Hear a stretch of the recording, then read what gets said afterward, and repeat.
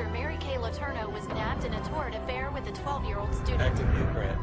Arrested in Los Angeles. Televangelist Jim Baker was convicted on all fraud and conspiracy counts. Pop star Michael Jackson admitted she Actor Russell Crowe arrested for throwing Spears' ongoing scandal over her children, drug use, and other tabloid matters is raising questions about her state of Gibson's mind. arrest for driving under the influence was followed by an abusive verbal outburst. has made fun of Irish, Jews, Italians, and other ethnicities. Governor Elliot Spitzer of New York Children's apologized to TV his host family Pee Wee and the Herman public after charged being with linked to a indecent prostitution exposure. ring. Televangelist Jim Baker was convicted All the of drugs fraud and in his conspiracy body which were counts. discovered in nearby prescription bottles were legally obtained from two physicians. It's really bizarre to me when someone does something so stupid.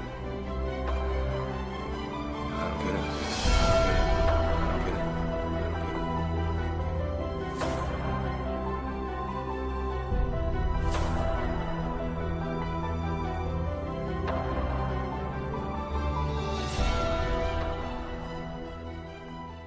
25 years ago, I woke up on a cold marble floor, and I had passed out after a night, I should say another night, of drugs.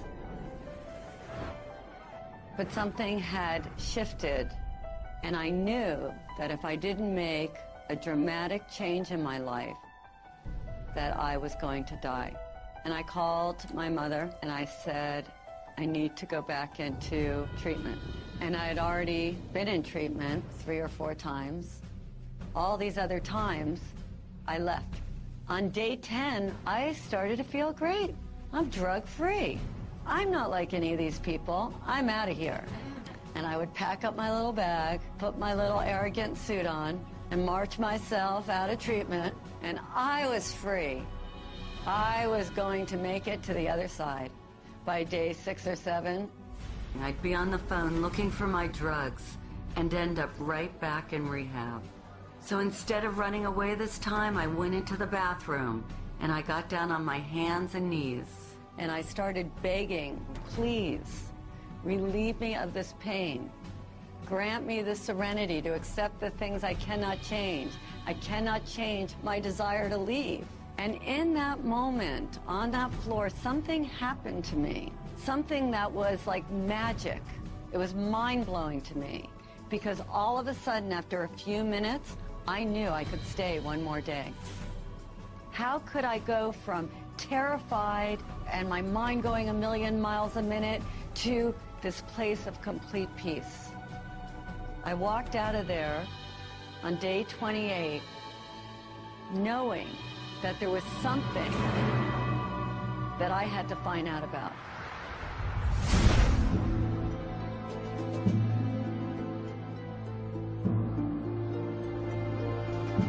The shadow is dark, it's secretive, it can be dangerous. Shadow is everything that we don't want other people to see. Things we hide, things that we lie about, not only to others but to ourselves. And they are the sort of monsters that come out of the caves in the middle of the night. It is that dark, intrinsic side of us that each and every one of us tries to hide. Because we've been told from such an early age that these are not acceptable components of who we are. To have one aspect of the soul, you have to experience the other aspect of the soul to counterbalance it. Hello, darkness, my old friend. I come to talk to you again. Chad, they were talking about the shadow. The only time you don't have a shadow is if you're standing in the darkness. The shadow shows up in so many ways. Writing bad checks, drinking too much, cheating on our tax returns, dipping into our expense account or the family trust, eating chocolate cake in the middle of the night after 3 days of dieting and depriving ourselves, screaming at our kids or verbally abusing our partners after being the nice guy at work all day, surfing the internet and visiting porn sites while our wife makes us dinner, cheating on our husband while he is hard at work trying to provide all the extra pleasures in life for our family, stealing our co-workers' ideas and claiming them as our own. The shadow is made up of the thoughts, emotions, and impulses that we find too painful, embarrassing, or distasteful to accept. So instead of dealing with them, we repress them. Right now, hundreds of millions of people are living in denial of their individual shadow. And all of us are being affected by the collective shadow in more ways than we can imagine.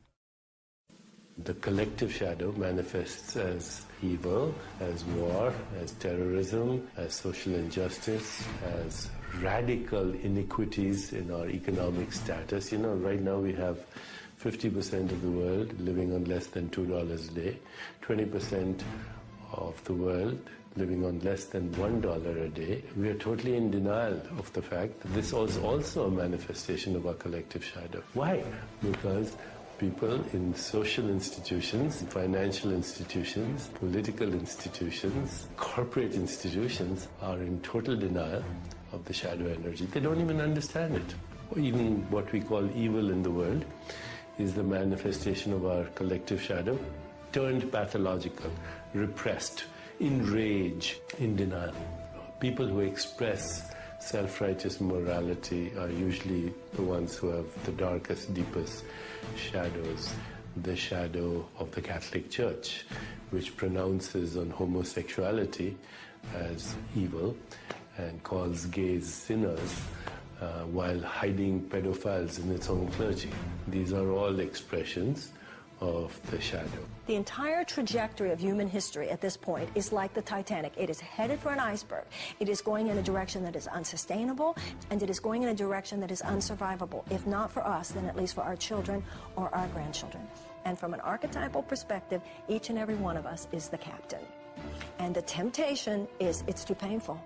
The temptation is to just distract ourselves. The temptation is to pretend it's not happening. Or the temptation is to go into cynicism. Or the temptation is to just go into anger and indulge that and not do anything. And each and every one of us are challenged at this point. Don't be the captain who just goes downstairs and goes to sleep. Everything that expands has got to contract. What goes up's got to come down. People are going to be confronted with their shadow all of a sudden. They've been living high, living wonderful. Everything's been exorbitantly exuding, and now suddenly there's going to be a contractive phase. And if you haven't met yourself, if you haven't done your self-work, if you haven't been on the inside and done some exploration and cleaned up, you know, cleaned your house and detoxed it, you're going to be in trouble.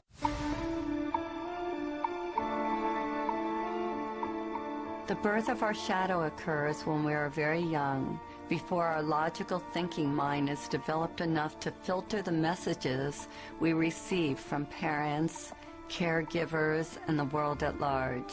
Even if we had the best appearance, we inevitably got shamed for displaying certain qualities and received the message that something about us was not okay, that something was wrong with us, or that we were bad. You greedy little toot, how are you going to eat all those before dinner? These messages get ingrained in our subconscious like a computer virus, altering our perception of ourselves and wounding our healthy sense of ego. When we suppress any of these qualities, we are living in denial of all of who we are. And of course, it's different based upon our environment. If you're raised in a family of blue-collar workers, and you declare that you want to play the piano or you want to become an artist, that artistic quality will be negatively received, and you may end up having to suppress that. On the other hand, if you're raised in a family of artists and intellectuals and you declare that you want to start working on construction or you want to be really athletic, that may also be perceived of as negative.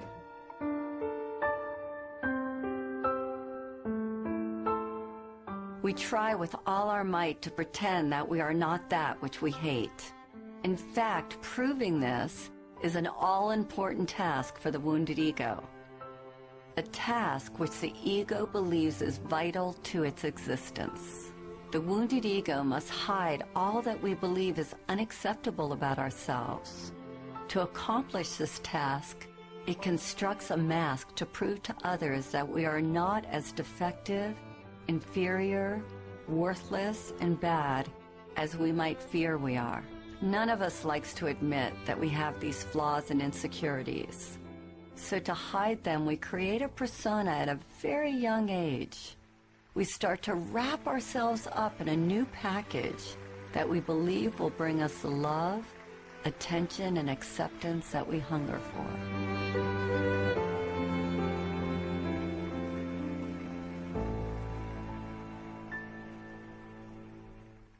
We create personas so that we can belong.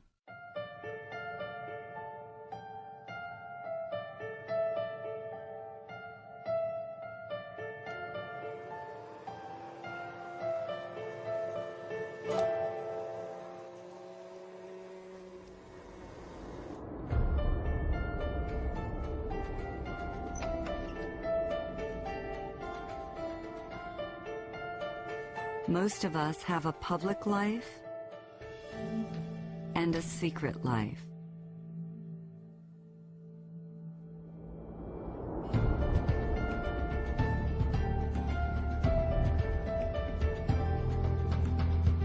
We work hard to feel good about ourselves, and a moment later, we do something to sabotage those good feelings.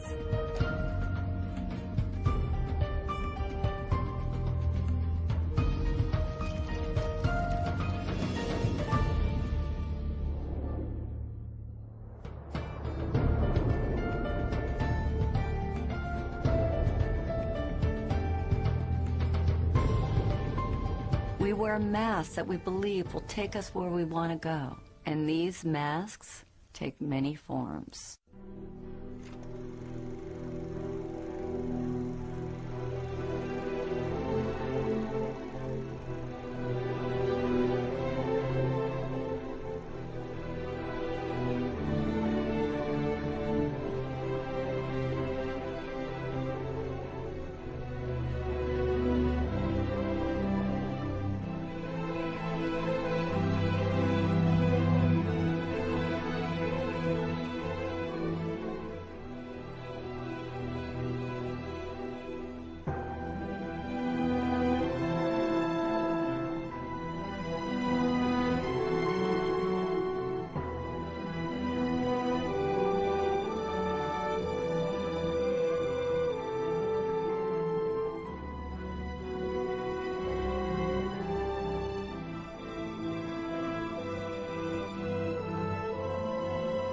Which one do you wear?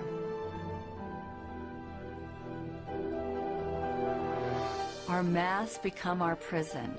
Beneath the mask that we show the world, our wounded egos are in pain. The parts of us that were deemed bad and wrong by others, and now by ourselves, are literally screaming to get out, to be set free, and to be accepted and loved as a valuable part of who we are.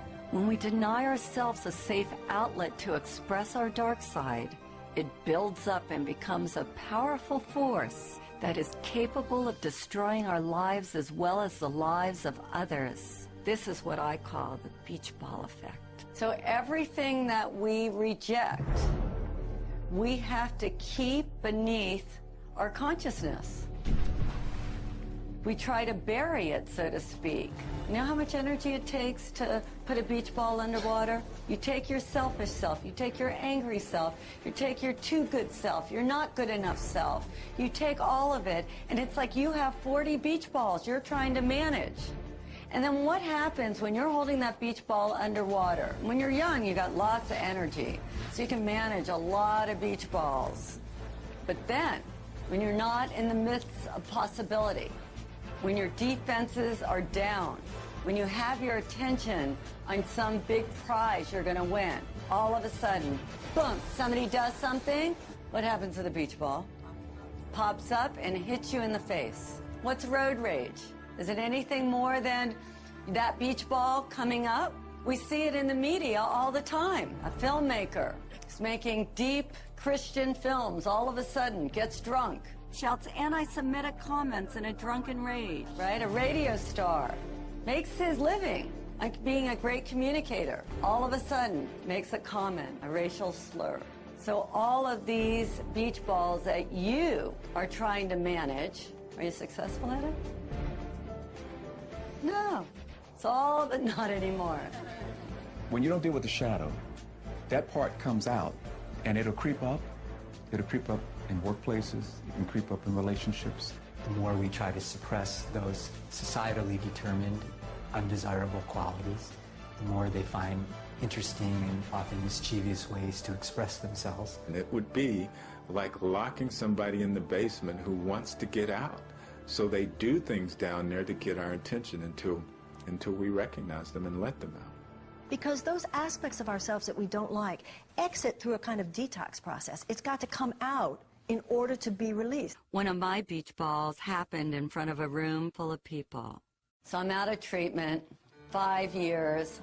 I've been floating around, trying to become the most perfect person. How could I have people want to be my friend? How could I be a little more spiritual? I was on the quest, and I thought I was doing a really beautiful job. And I went to another workshop. We had to get up in front of the room and say what we were committed to in the world. And I thought I was just being wonderful, and everybody was looking at me like you're all looking at me. And from the back of the room, this woman screams out, "You're a bitch!" And I thought, well, I know that. How does she know? And I was horrified. I was so humiliated. It was the one word that I didn't want to be called. And she said to me, "Tell me something good about being a bitch." And I said, "There's nothing good." She goes, "Well, you're a bitch. There's got to be something good about being a bitch." And all I could think of was all the ways that that part of me had hurt me. And at the time, I was a retailer. And she said, "Do you ever get damaged merchandise delivered to your store?" And I said, "All the time." She said, "Is there ever a time where they don't want to take back the damaged goods?" And I said, "Yes." And she said, "Well, do you ever have to get a little forceful or a little bitchy?" And I said, "Oh my God, yes." And I was remodeling a house at the time. She said, "When you're a couple of weeks late and $20,000 over budget, does it help to be a little bitchy? Would it help you?" And all of a sudden I realized that when I finally said to the contractor, "You need to finish my house," he finished my house. And this light went on inside of me, that this part of me that I had shamed, that I had hated so much, actually came bearing gifts. She said, "Either you're going to use it or it's going to use you." And that was a life-changing moment for me. When we fully understand the human soul, we find that it's a place of ambiguity, of contradiction, of paradox. All experience is a result of contrast, light and shadow, pleasure and pain, up and down, backwards and forwards. In order to have manifestation, you need opposing energies. You need your enemies to be who you are. The human soul is simultaneously divine and diabolical, sacred and profane, sinner and saint. Eastern wisdom traditions, we have a saying, the sinner and saint are merely exchanging notes. So once you understand that, then first thing you realize is to have a shadow is normal. If you had only truth, goodness, harmony on your side and the complete absence of the other, there would be no creative impulse. Let's say you had only the evolutionary creative impulse in the universe, then the universe would rapidly burn itself into the heat death of absolute zero.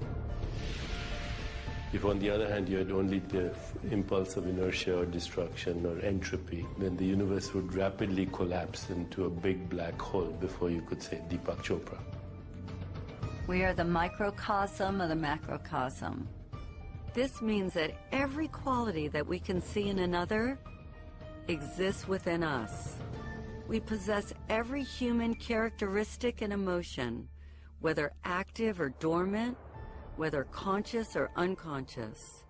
There is nothing we can see or conceive of that we are not. We are everything, that which we consider good and that which we consider bad. How could we know courage if we have never known fear? How could we know happiness if we never knew sadness? How could we know the light if we didn't know dark? All of life is based on the coexistence of these pairs of opposites. Our shadow is forever hiding from itself. Rather than confront our own darkness, we project these unwanted qualities onto others. When we are projecting our shadow selves, it sounds like this. She's so self-centered. He's so full of himself. These people are idiots. What a loser. Afraid of our own unworthiness and simultaneously afraid of our own greatness, we unconsciously transfer these qualities onto another rather than owning them ourselves.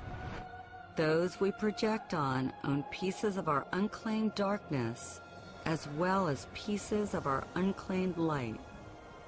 Until we take back all that we have projected away, what we can't be with won't let us be.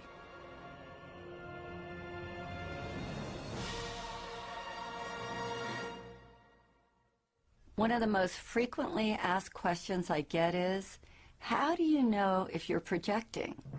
If it's your stuff or theirs? I think it was best said by revered philosopher and psychologist Ken Wilber. He says that if a person or thing in our environment informs us, if we receive what is happening as information, a point of interest, we probably aren't projecting. On the other hand, if it affects us, we're pointing our fingers, judging if we're plugged in, chances are that we are a victim of our own projections.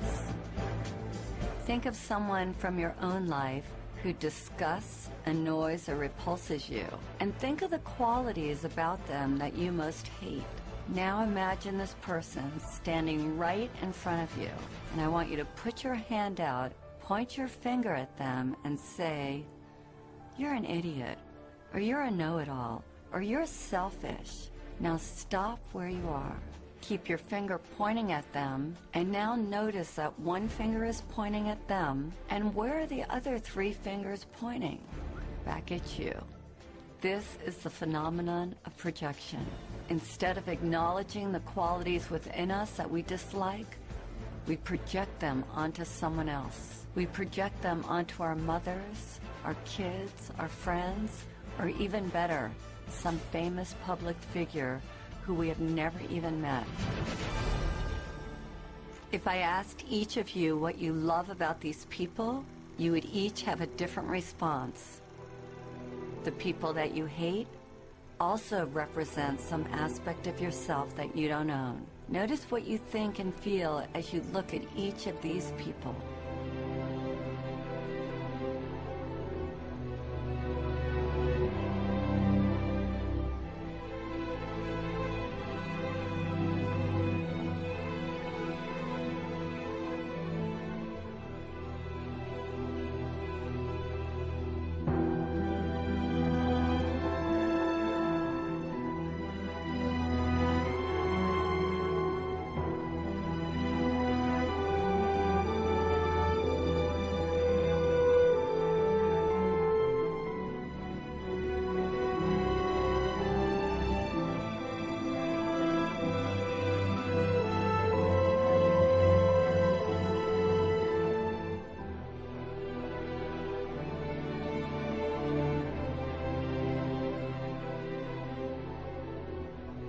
Whatever we judge or condemn in another is ultimately a disowned or rejected part of ourselves.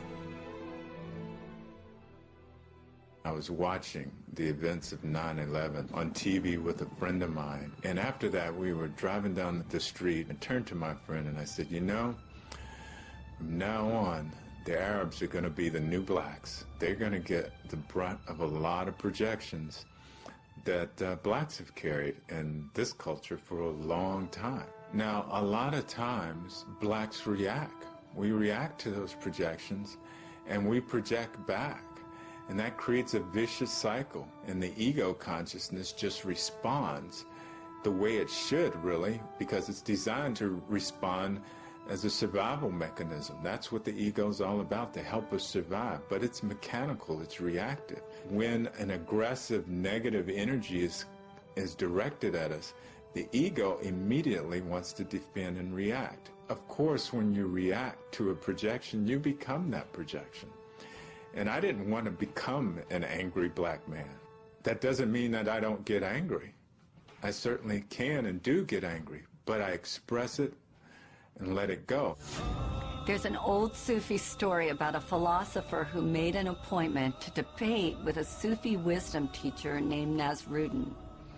When the philosopher arrived at his appointment, he found Nasruddin away from his home.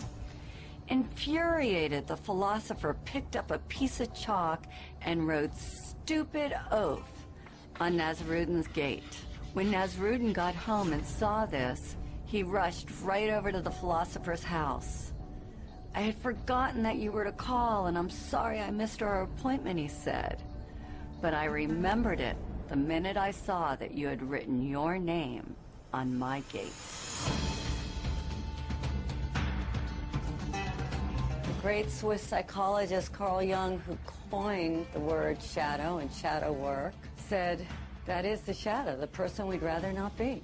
Rush Limbaugh hated drug addicts, and then it was revealed that he was one himself. Reverend Ted Haggard railed against homosexuals and was later caught in a drug and male prostitute scandal. A powerful example of projection at play is that of the ex-governor of New York, Eliot Spitzer. As a public official, Spitzer worked tirelessly to rid the streets of prostitution rings. Ultimately, he wound up getting busted for having a relationship with a call girl, which ruined his reputation and his political future. If we look at this through the eyes of the shadow, I would suggest that sometime long ago, probably as a young man, he had the impulse to sleep with a hooker. Since this wasn't politically or socially acceptable, he buried this impulse deep inside, only to be brought down by this very unconscious urge. It's fascinating to see that he tried to destroy the temptation in the outer world because unconsciously he knew that the real danger lurked in his inner world. This is why we want to deal with the shadow. Rather than trying to convince you that you're not all those negative things and encouraging you to think a good thought, shadow work urges you to get in there and to be with what you are resisting, because what you resist will persist. If you don't deal with your shadow, it will deal with you.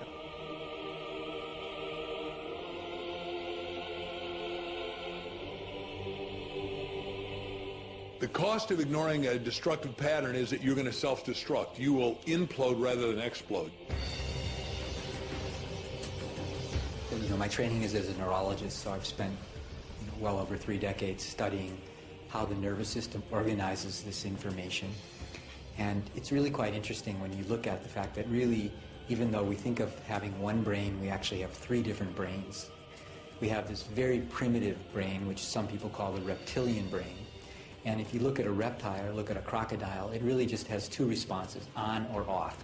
So if you ever watched a crocodile trying to eat a wildebeest, it seems to be very quiet and suddenly it explodes and then it goes back into its quiet state. So that response is really a very basic survival response. But the mammalian brain, which is sometimes known as the limbic brain, has created a modulating effect on that reptilian brain. So the limbic system has brought into this very primitive on-off response gradations, meaning you can be a little bit on, significantly on, really on. But then on top of that mammalian brain, really just for the last couple 100,000 years, we've evolved this human brain, which is called the neocortex, neo meaning new cortex, new covering of the brain. And that actually allows us for the first time in evolutionary history to decide whether or not we want to react at all. If we look at brain scans, we can actually see in a traumatized brain this part of the brain kind of shutting down, becoming dark. The part of the brain that is associated with emotions is that part, you might be familiar with the fight or flight or freeze response. The amygdala, which is the fear processing center in this part of the brain, really becomes bright. So what happens is trauma changes brain functioning, and then that triggers changes in stress hormones in the body, which are not a good thing. It's crucial to be able to recognize and express any kind of pain. Without that, it stays with us, it lodges in the body, and it causes us to react, to live unconsciously. The unresolved issues that people have in their bodies, their emotions, has an absolute direct correlation with their physical bodies, their health and their well-being, their expression of wellness overall. They think that their health is somehow separate from their emotions. They are intimately connected. Obesity, diabetes, heart disease, and cancer, they're all the result, significantly, of chronic, unprocessed, inflammatory molecules that have their correlates in the psychological world of chronic, unprocessed emotions and experiences. Every single one of those conditions is a byproduct of our stress levels. It affects our health intimately. Most people are aware that what they eat and what they drink affect their toxicity levels. What they don't realize is that what they think and the emotions that they've built up over years are really the most toxic. The ways that people have dealt with this traditionally and historically are inadequate. My patients are in overwhelm.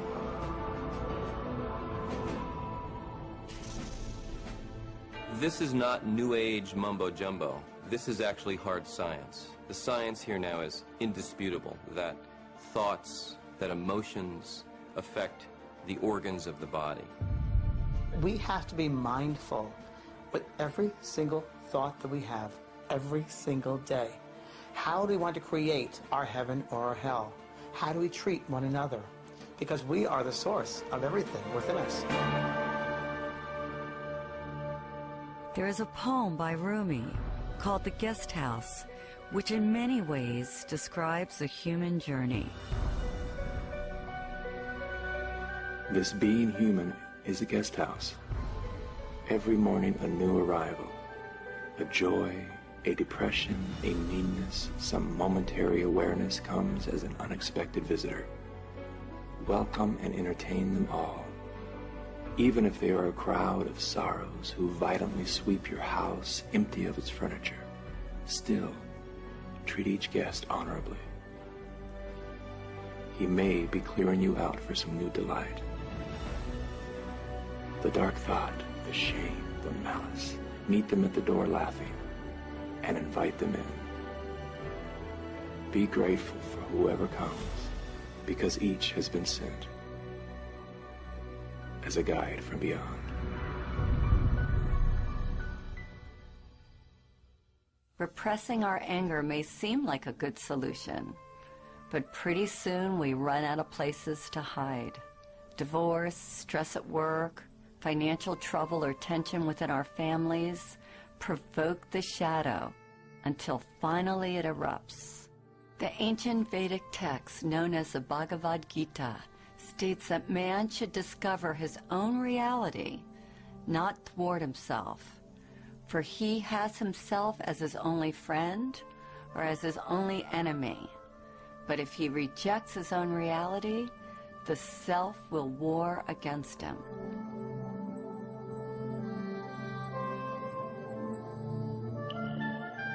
It's easy to love yourself when you wake up feeling strong and worthy and you have enough money in the bank and you feel great.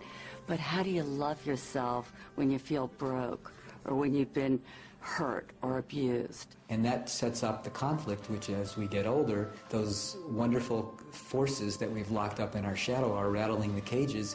And sometimes if we're distracted, they sneak out and we think, and the people around us think, what were we thinking? And the answer is we weren't thinking. When repressed, the shadow can look like this.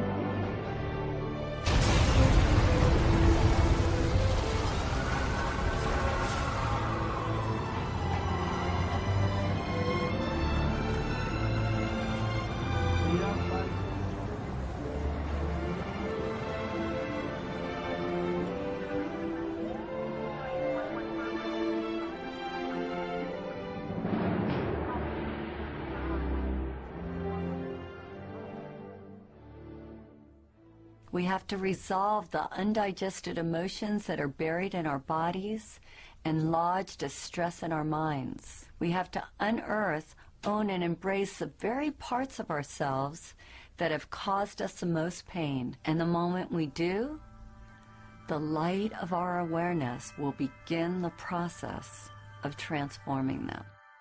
We think we're alone. We think we're different. We feel isolated or abandoned. And then when we come together, we find out that we all go through traumas, that to be human is to be challenged, and that everyone has gone through some trauma. And if we're courageous, we see that there is gold to be mined in every experience.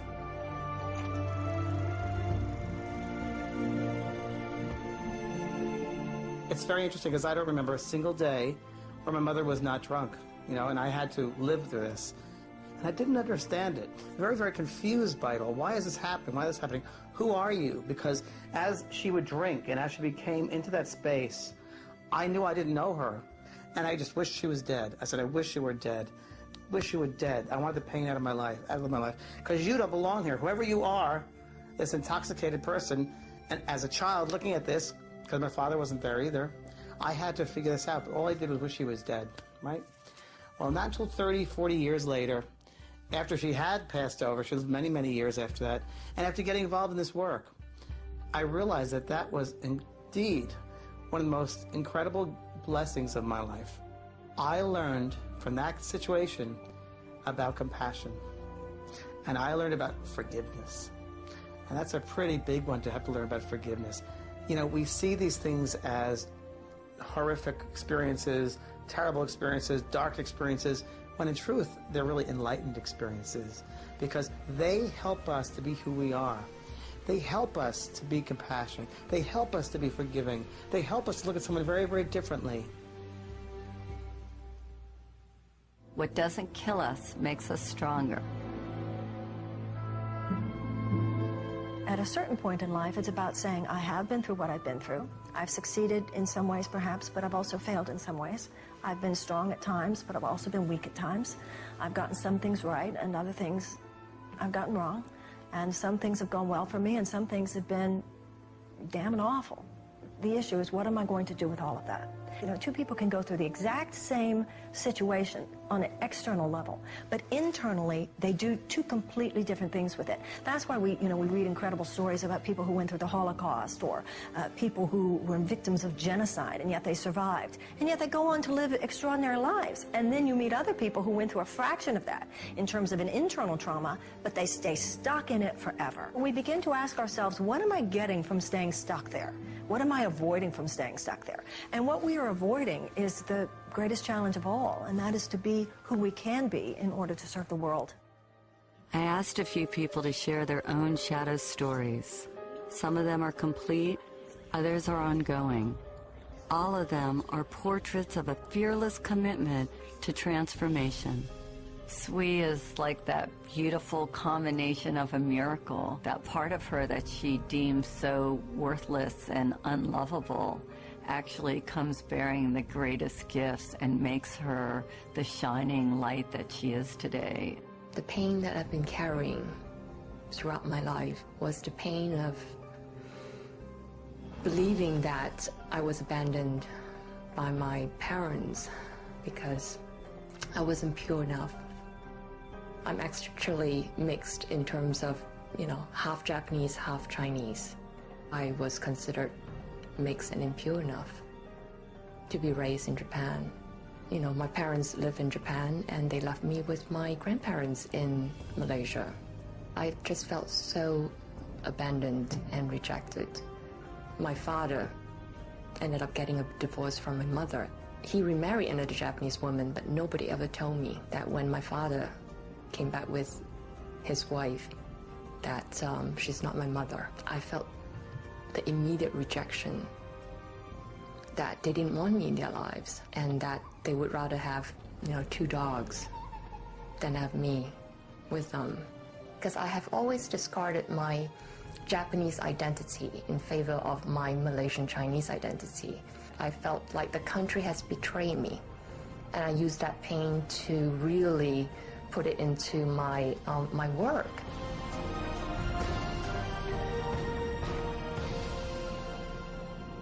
I heard the project was in trouble in Japan, And I volunteered to go to Japan to fix this problem because I know that I could do it.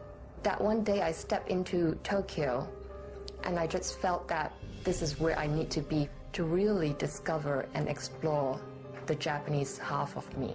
In less than 3 years, I created a business from $40 million to over $200 million in a country dominated by men. You know, never heard of a half Japanese, half Chinese woman being the business leader in a big US telecom world. So I couldn't be the leader I am today without going through the emotions and the pain that I went through my whole life. If we look deeper, we will see that we all have a divine recipe.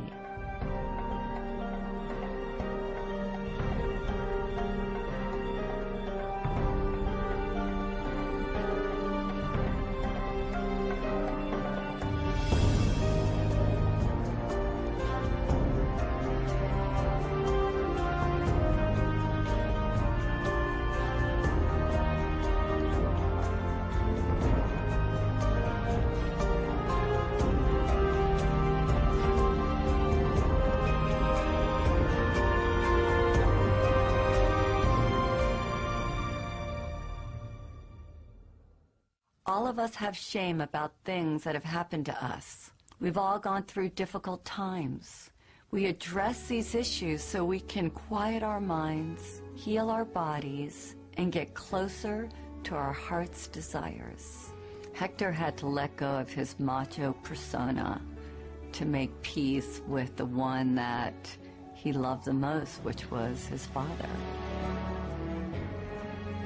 My father was your traditional Mexican man in the sense of working hard, wanting to get ahead, wanting to provide for his family. And as a young boy, I was looking for his love. I wanted his attention. The challenge was trying to figure out what was wrong with me, because obviously something's wrong with me. If, number one, he's not giving me the attention I want as a little boy, not giving me the love, yelling at me, you know, being verbally abusive, obviously I did something wrong, there's something wrong with me. So I carried that story from that point on for a long time. And I realized he probably wasn't going to do it the way I wanted. He probably wasn't going to tell me what I wanted when I was a little boy. Mi hijo te quiero, te adoro, I love you, son. I did some personal growth work. I went inside, looked at the shame, the guilt, the pain. I went through that, I healed that. And I was able to have that forgiveness with my dad and let that go. I wasn't going to tell him I love you for him. I was going to tell him I love you for me. My dad passed on. And I'm really grateful that I listened to that inner voice that said, you know, go ahead and tell your dad that you love him. Do it for yourself. Dr. Edie Eger is one of the most beautiful divine women on the planet today. And she survived the worst circumstances, something that most of us can't even ever imagine. May 22nd, 1944, when I arrived in Auschwitz, there was chaos. My father was separated from us, and my sister and I facing Dr. Mengele. I didn't know who he was until later. And he pointed to my mom to go to the left, and my sister and I to the right. I asked the inmate, when will I see my mother? And she pointed at the chimney, and fire was coming out of the chimney. And she said, you better talk about your mother in past tense, she's burning there. My sister and I hugged each other and said, the spirit never dies, the spirit never dies. I remember that so vividly, even today. In Auschwitz, we didn't know when we took a shower whether water is going to come out or gas. And then there were others who ran into the barbed wires, they got electrocuted. And that night, Dr. Mengele came to the barracks and wanted to be entertained. And my friends who knew that I was a very talented gymnast, and so they volunteered me, and I ended up dancing for Dr. Mengele. I closed my eyes, and the music was Tchaikovsky, and I was dancing in Budapest, the Romeo and Juliet. I completely dissociated, and we had choices. I chose to look at the guards, but they were more in prison than I was. I remember they took my blood about twice a week, and I asked, why are you taking my blood? And the man said, I'm taking your blood to aid the German soldiers so we can win the war. I said to myself, I was a pacifist, I was a ballerina, I bet with my blood you're never gonna win the war. So I created a part in me that I was able to still be in charge of and not allowing anything what happened externally to murder my spirit. I remember I said, if I survive today, then tomorrow I'll be free.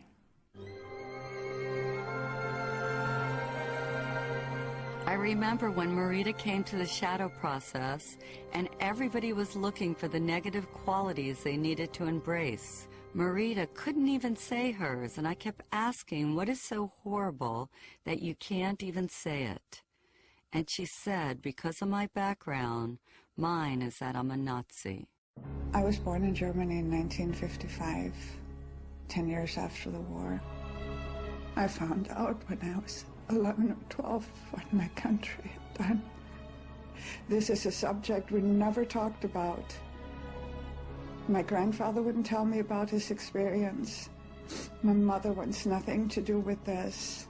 I'm not the only German that holds this and lives this and hides this. And I found many ways to sabotage myself from ever tasting power or success because, you know, Hitler was successful to coming to power and the power was horribly abused. I didn't interact with any Germans at all. I stayed away from them, and I did not want to interact with any Jewish person because I didn't want to cause any more pain, and I was ashamed. Samya was willing to shine light on the darkness and willing to take back her own projections for the good of all humanity. In 2006, when Israel bombed Lebanon, at the time I was trying to evacuate members of my family and try to bring them over to the US, and there were no news. You needed to figure out how to reach to them. I became so angry again because here is my family and the bombing. One day I was watching TV. I saw girls crying, little girls. I saw they were Lebanese girls. And of course, you know, every time I saw like Lebanese kids being bombed and everything, I was really, really angry. I was like, you know, yes, yes, yes, like bomb the bastards kind of thing. And at the end, I realized they were reporting from the Israeli border, on the other side of the border. And they looked exactly the same as the Lebanese girls that were killed on the other side of the border. And I saw the pain. And that day I made a commitment to myself that I will no longer tolerate that kind of cruelty, irrespective of which side of the border it's happening. Now, I'm not saying that if you and I rise up to become the people that we are capable of being, that we will rid this planet of war in our lifetime. But I believe with all my heart, we will achieve enough this lifetime that humanity will go in that direction. It's embracing authentically who you are and not being ashamed of it. There's nothing to be ashamed of because everybody has a shadow. If somebody doesn't, they must be pathological. When I'm leading the shadow process, it feels like my own journey has come full circle. I've been very judgmental over the years. I was having some really dark dreams about you last night. They're all true. When we embrace our totality, we experience freedom. My heart feels as big as my body. It's no longer like little anymore. It's like, it's me. And embrace it with love. Love, because that's what we're here for, to give and receive love. Can't even believe that's you, Margaret. I figured out who you were. I remember. If I hadn't faced my darkness, I never would have found my light.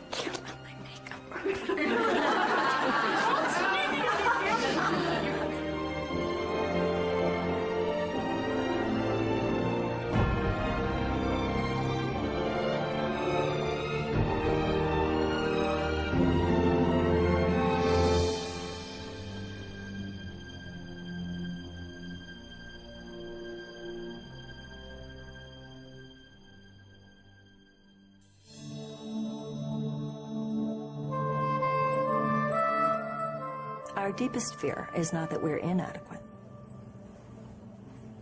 Our deepest fear is that we are powerful beyond measure. It's our light, not our darkness, that most frightens us. We ask ourselves, who am I to be brilliant, gorgeous, talented, and fabulous? But actually, who are you not to be? You are a child of God. Your playing small doesn't serve the world. There's nothing enlightened about shrinking so that other people won't feel insecure around you. We are all meant to shine, as children do. We were born to make manifest the glory of God that is within us. It's not just in some of us, it's in everyone. And as we let our own light shine, we unconsciously give other people permission to do the same. As we are liberated from our own fear, our presence automatically liberates others.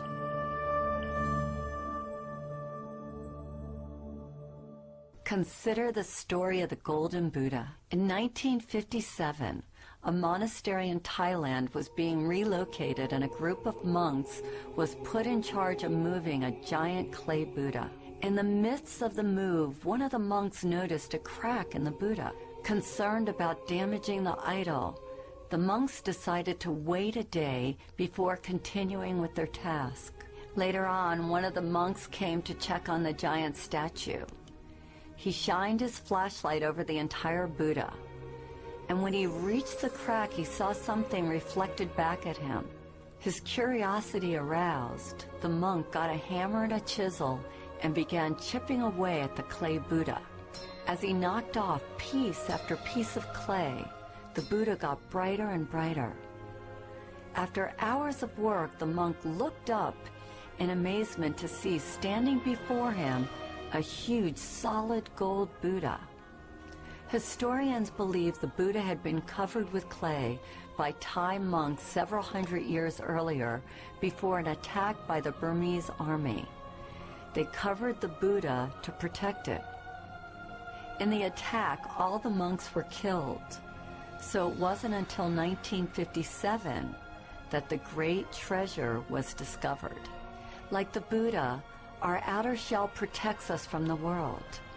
Our real treasure is hidden within. We human beings unconsciously hide our inner gold under a layer of clay. All we need to do to uncover our gold is to have the courage to chip away at our outer shell, piece by piece.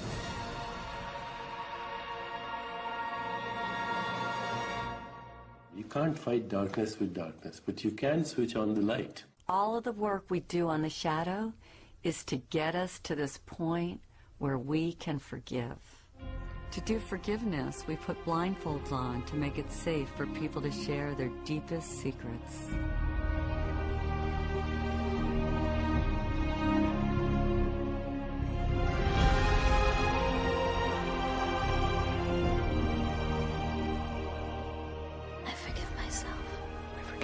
I forgive myself for not finishing college. I forgive myself for beating up my sister.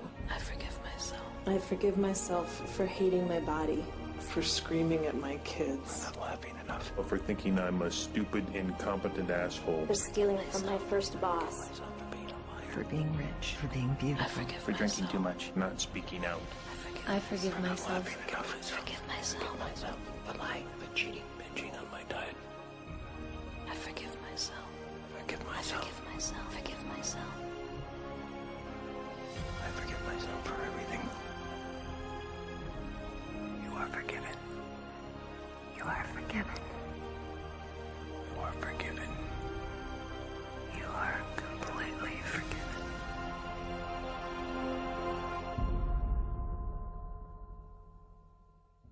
think a lot of people are very afraid of their shadow. They don't even want to consider that they have one. Brent is one of the holiest men that I know, and he is so spiritually evolved because he uses the pain of his past to be the greatest expression of himself today.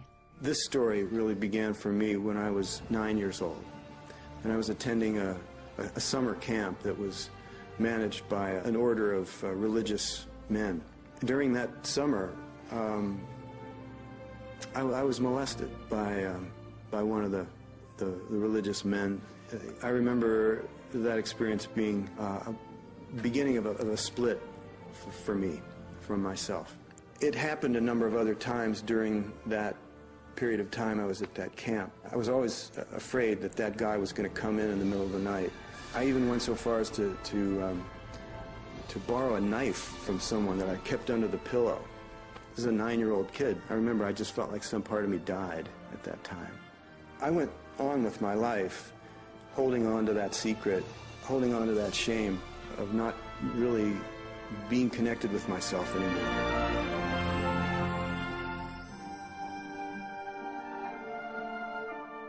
The difference between forgiving and condoning. Forgiving is seeing the true heart of another person. It's beyond all the action. In holding anybody to blame, we limit our own love.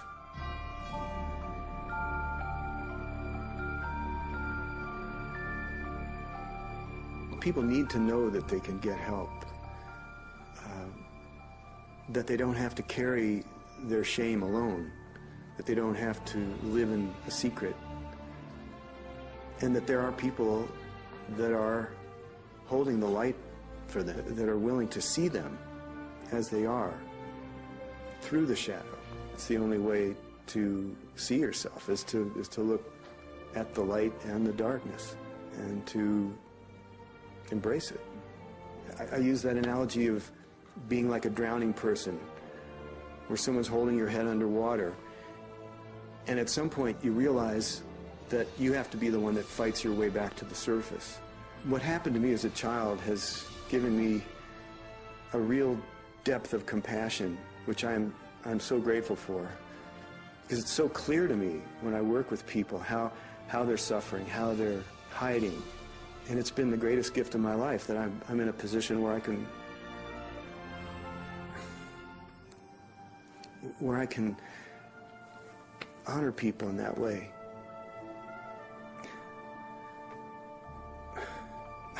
I'm just so grateful to be able to connect with people on that most vulnerable level, that deepest level of the soul. I regained my faith because I asked for it. Forgiveness doesn't happen in your head until it happens in your heart.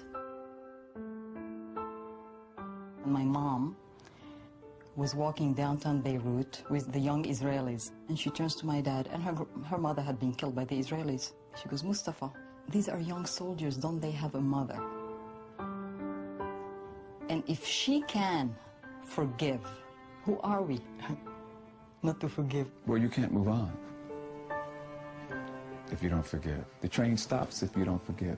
And mostly, you got to forgive yourself for taking whatever happened to you too deep, to a deep place that it shut you down. The universe will deal with that person's karma. You don't have to worry that if you, quote unquote, forgive them, that they're going to somehow live an undeserved, wonderful life. Each and every one of us needs to work full-time on self-forgiveness. Our motivation to forgive is increased when we understand why it's so important. It's not just to make their day better, it's to free you. And forgiveness is the hallway between the past and the future. The future expression of who we are as a planet, as our country in America, depends on the people that grow up, that become the next presidents, that become the next politicians, economists. We want to make a difference. We want to somehow get it right, to feel like we did, or at least we tried to do what we came here to do. That is the gold that is being mined today. But that's because the world is growing. We're entering a new age. That's what's going on. That's why we're talking about this. You are a force of love. You are made from love. And love is the most forceful energy you could ever have. Accept that energy. Accept who you are. Accept your inheritance, if you will. You're the total being of love, and don't waste a minute of it. I've come full circle, and this is the external of what was going on inside of me. It's how we are able to perceive everything in life as an opportunity for growth.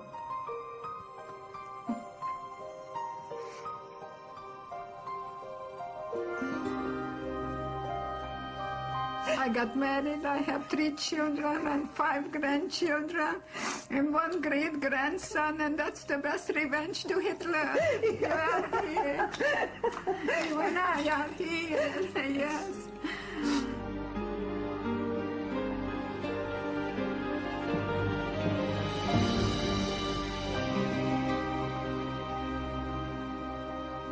So if you want authentic peace of mind, creativity, kindness, compassion, joy, then you've got to understand your shadow and be okay with it. Celebrate it. If shadows could talk, they would tell us that we're as precious as 1,000,000 pounds of gold, that our brightest light can shine only when we've accepted our darkness, that there is wisdom in every wound, that there is a greater future waiting for us, that we are children of God and have a right to be here, that we were all created equal, that our pain is not personal, but belongs to every man and woman alive, that life is a magical journey of making peace with both our humanity and divinity. They would tell us that we deserve better, that we matter, that we are more than we ever dreamed possible, and that there's light at the end of the tunnel, that there is nobody in the world quite like you. What if you knew in every cell of your body that you were living a divine plan, a plan so important, so vital for the evolution of humankind? What if you knew that everything that was happening right now that doesn't fit your ego ideals is happening to support you in stepping out of the smallness of your darkest thought into the brilliance of your biggest dream? If you take this journey, I promise you that you're going to experience more love, more happiness than you've ever had before.